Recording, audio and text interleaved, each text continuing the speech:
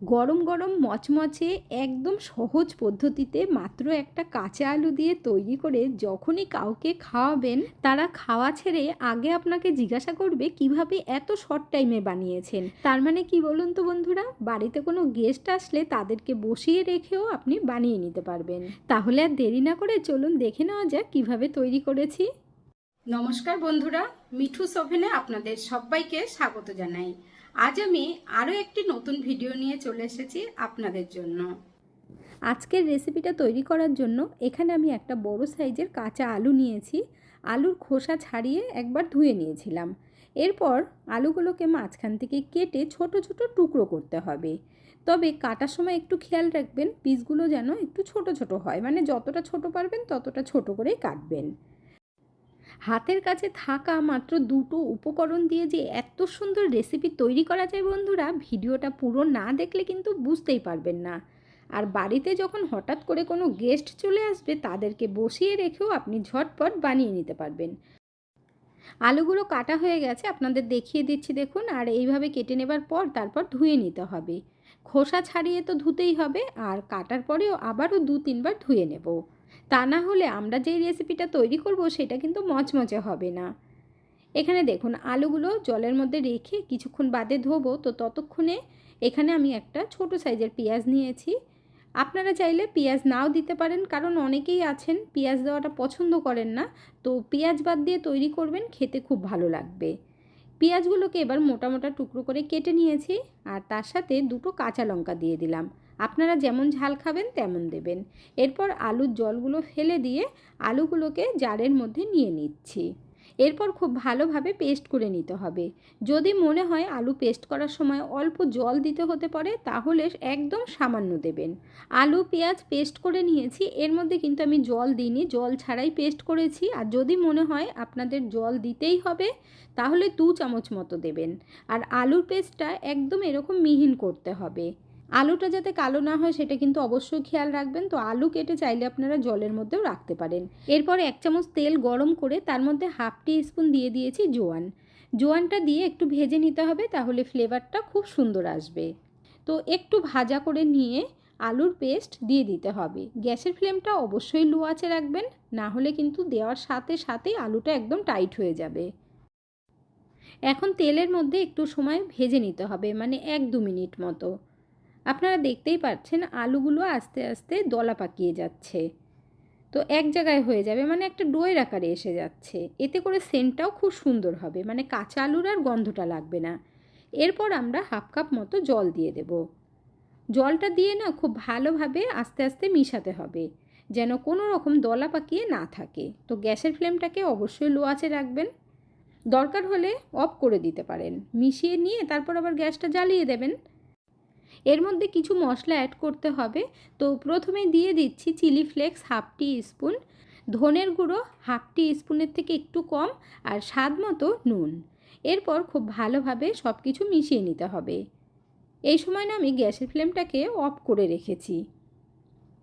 সব কিছু মিশিয়ে নিয়ে গ্যাসের ফ্লেমটা অন করে দিয়ে তারপর আমরা দিয়ে দেব সুজি।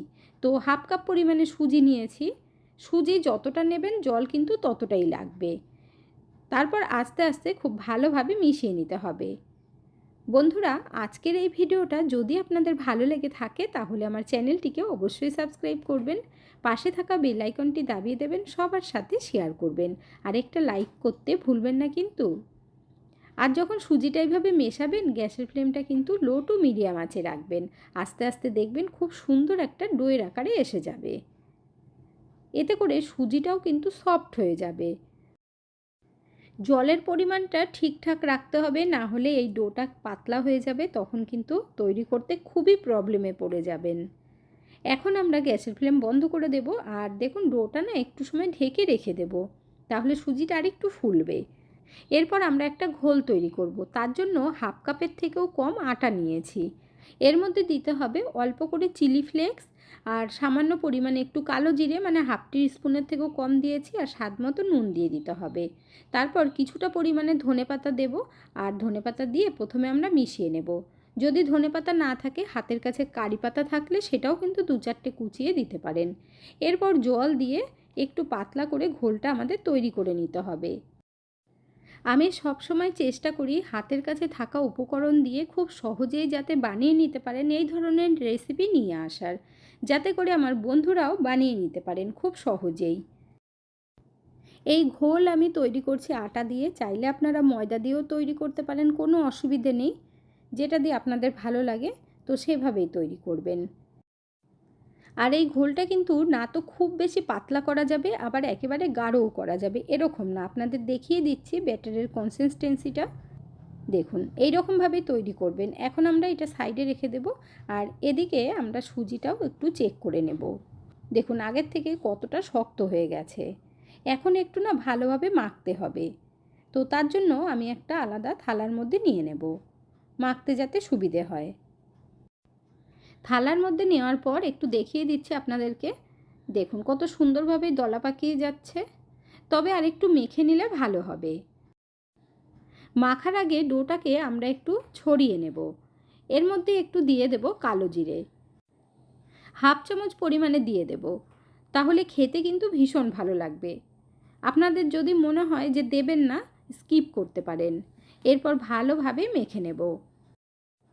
এই ডোটা কিন্তু একটু শক্ত করেই তৈরি করতে হবে, একেবারে যেন নরম না হয় সেটা অবশ্যই খেয়াল রাখবেন। তো জলের পরিমাণটা ঠিকঠাক দেবেন।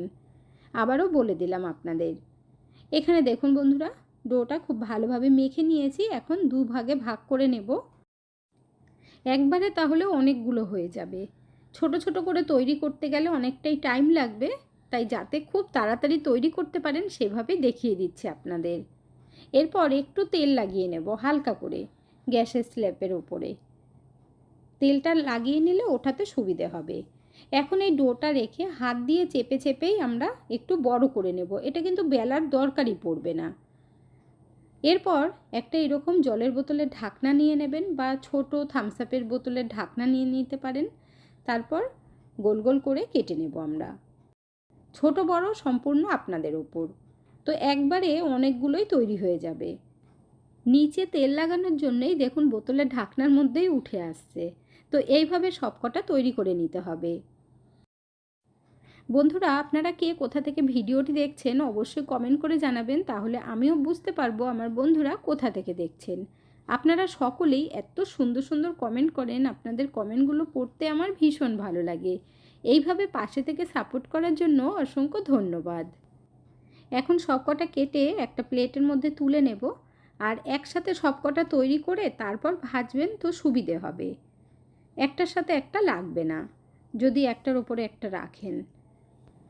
এখানে দেখুন বন্ধুরা অনেকগুলোই তৈরি হয়ে গেছে, আর যতটুকু আছে সেটা আবার পরে তৈরি করব।